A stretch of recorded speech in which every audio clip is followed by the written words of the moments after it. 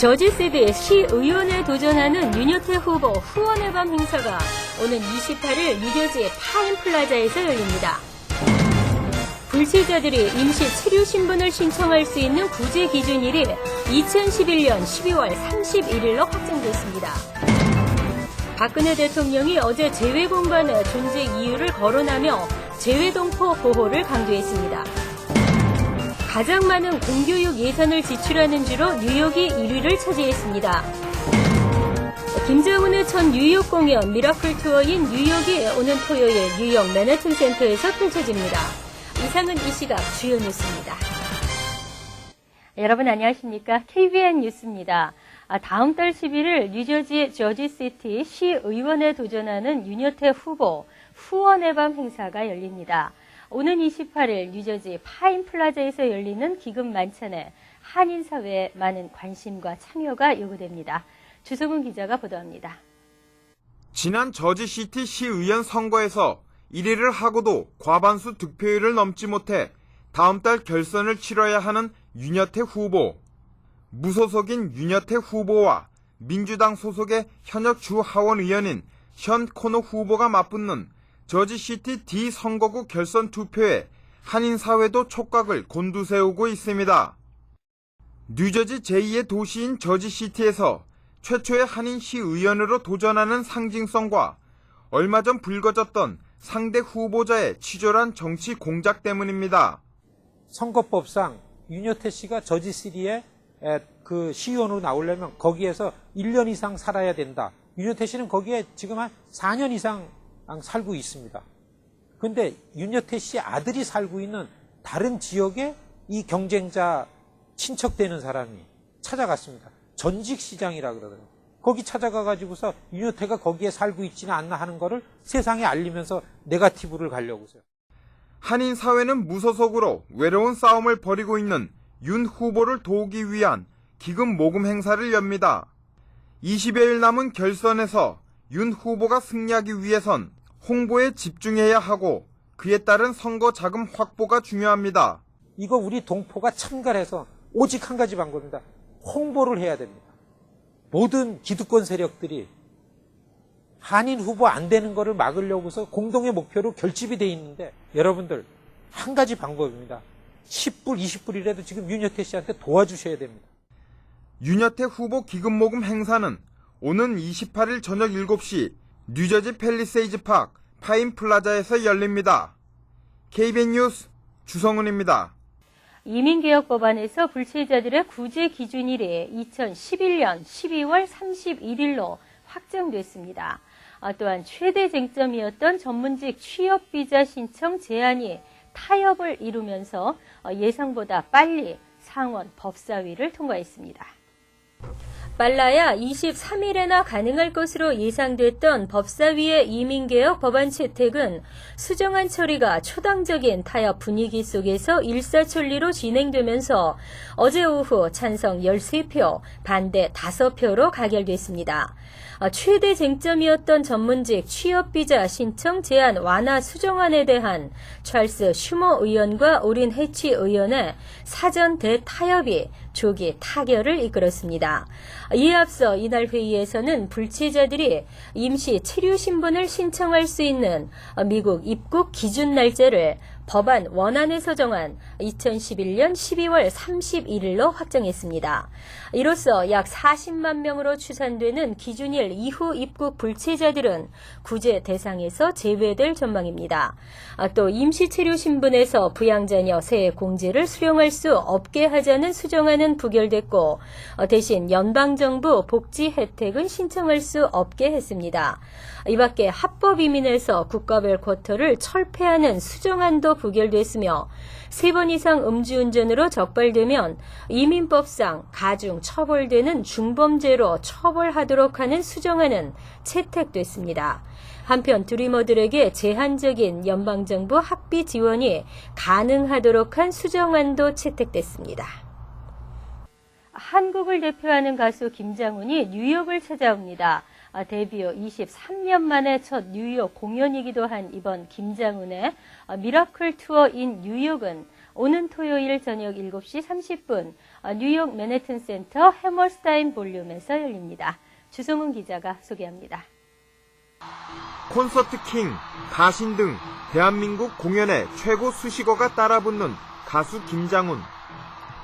개성 있는 목소리와 창법으로 부르는 감수성 짙은 발라드와 최고의 엔터테인먼트 연출력을 선보여 라이브 콘서트 관객들이 가장 좋아하는 가수로 명성을 떨쳐왔습니다.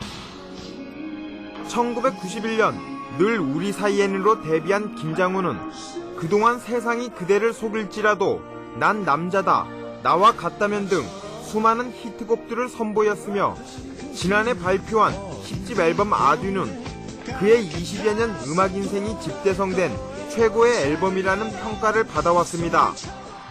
얼마 전 막을 내린 김장훈 LA 공연은 현지 언론에서도 최고의 공연이었다는 찬사를 받았으며 특히 미국 국가와 아리랑을 절묘하게 편곡한 한미 동맹 60주년 곡 등은 최고의 감동을 선사했다는 호평을 받았습니다. 심도 못 가서 발병 난다. 다디리다리다 디리다리다다 하면서 성조기 나올 때 성조기 태극기 성조기 태극기 나오다가 전쟁 장면 나오고 그러니까 올해가 또 한미동맹 60주년이에요.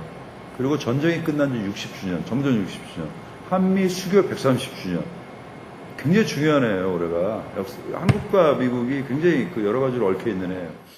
공연이 펼쳐질 맨하튼 센터 해머스타인 공연장은 클래식한 오페라홀에 스탠딩 플로어를 갖춰 웅장하면서도 자유스러운 분위기를 동시에 연출할 수 있는 김장훈식 콘서트엔 제격이란 평가입니다. 특히 한국에서 온 40여 명의 스태프와 함께 연출할 3D 패널, 로봇 스테이지, 크레인쇼 등은 관객들에게 최고의 명품 공연을 선사할 계획입니다. 왜냐면 1층은 아주 캐주얼한 스탠딩이고 2층, 3층은 오페라 하우스처럼 굉장히 묘한 공연장이에요. 어느 순간에 정신 차리면 2층이잖아요. 2층 사이드잖아요. 제가 눈앞에 정확하게 90cm 앞에서 노래를 하고 있을 거예요. 돌면서. 다시는 있을 수 없는 대한민국 최고의 공연을 놓치시면 후회하지 않을까 생각이 드니까 꼭 오셔서 생애 최고의 순간을 만끽하시기를 바라겠습니다. 제가 자신 있습니다. 최고의 연출력과 폭발적인 가창력을 선보일 이번 김장훈 뉴욕 공연은 오는 토요일 저녁 7시 30분 뉴욕 맨하튼 센터 해머스타인 볼륨에서 펼쳐지며 수익금 전액은 한국 알리기 운동을 펼치고 있는 미주 한인사회와 토네이도로 피해를 입은 오클라호마 피해자들에게 전달됩니다. KBN 뉴스 주성훈입니다. 아름다운 재단 USA가 I love you 나눔을 주제로 연례 만찬을 준비하고 있습니다.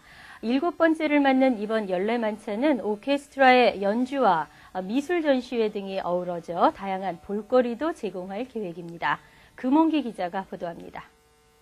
아름다운 재단 USA는 오늘 기자회견을 열고 I love 나눔이라는 주제로 열리는 연례 만찬 내용을 소개했습니다. 이번 연례 만찬은 재능 기부를 통한 문화 공연도 함께 어우러져 색다른 기부 문화와 볼거리를 제공할 계획입니다. 유니온시티 필하모닉 오케스트라가 아름다운 재단 연례 만찬을 위해 준비한 아리랑 프로젝트를 선보이며 하영석 재즈밴드의 공연도 있을 예정입니다.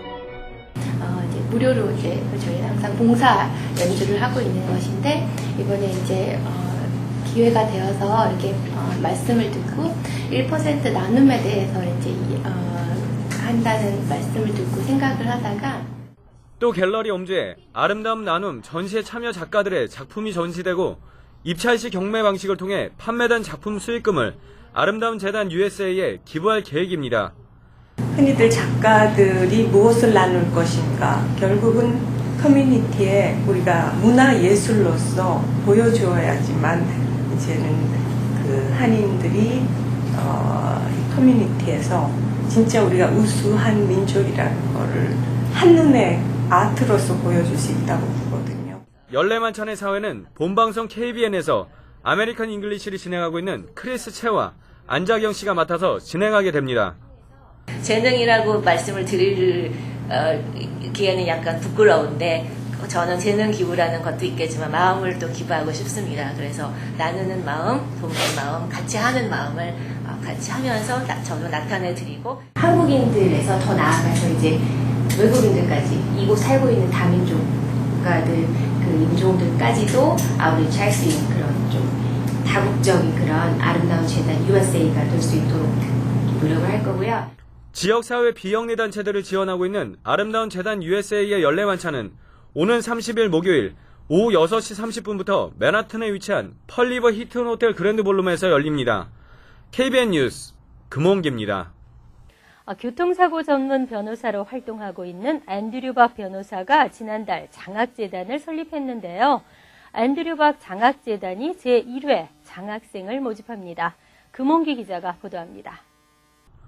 앤드류 박 장학재단이 장학생 모집 요강을 발표했습니다. 장학생 신청은 뉴욕과 뉴저지, 커네디컷에 거주하는 학생으로 2013년 대학 진학 예정자와 대학 재학생을 대상으로 하고 있습니다. 유학생도 자격 요건을 갖추면 장학생 신청이 가능합니다.